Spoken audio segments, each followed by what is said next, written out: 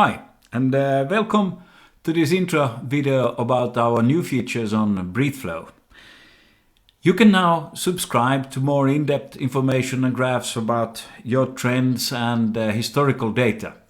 Remember that your breathing and your pulse keep you alive every minute of your life. You want that these two are working well. The synchronization between these two is what the vagus nerve is doing because it wants to optimize your energy consumption and your health. So first there is this breathing base curve that's in the free version, with the optimal chart.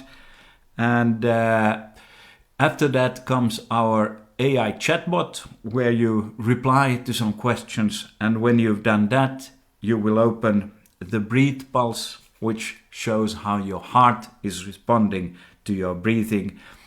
And that has then the ideal curve, for instance, where you see how you should be having a fluctuation in the pulse while you do this breathing.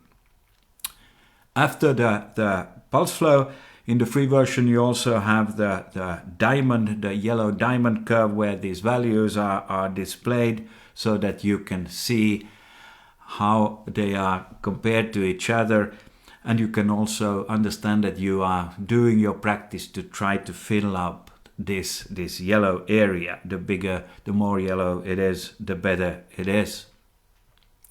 After the diamond graph, you still in the free feature, you have the electrocardiogram, the raw electrocardiogram, which you can track there.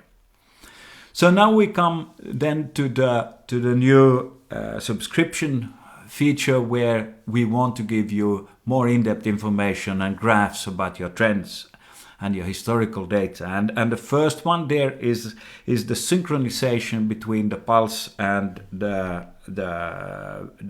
breathing. And this is really important because you understand you want to get as much oxygen out to your cells as quickly as possible when you breathe, and it shows this. And it's best when it has a smooth kind of waveform and they both are smooth, synchronized.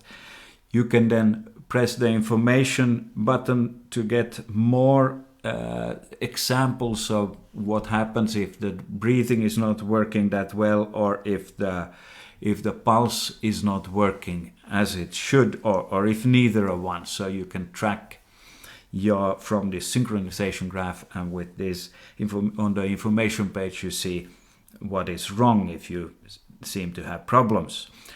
The next graph you have there is a more extensive, the blue pentagon, which shows your values now, and then in the background you see the values on the previous test. So you try to train yourself to improved performance.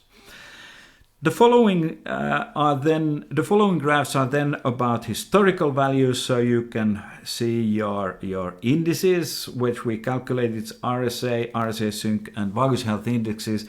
Just press the information button and you will get more information about these values and how we are. But in short, you of course want them to be as high as possible, and that's important.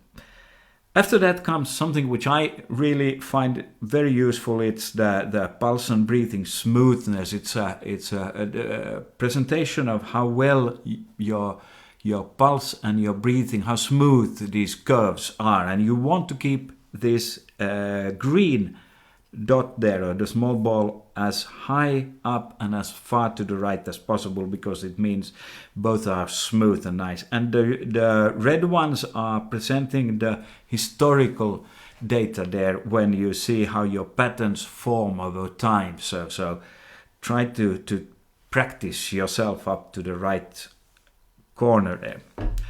And then the two last curves are about your pulse. You are following on these curves how you now did, how was your maximum and your minimum average pulse. The minimum pulse here is the same as your resting pulse. So track this and try to monitor, for instance, that the lower the resting pulse is not, for some strange reason, going up too much. And of course, the difference between these pulse values are the heart rate variability, and that's an extremely important value for you to track. As you can see here in my data, I was drinking coffee, I'm stressed, and I have a flu, so it's not good at all. I'll need to do some yoga and meditation practice. So thank you very much for listening and following this video. I hope you enjoy the breath flow. Have a great day. Thanks. Bye.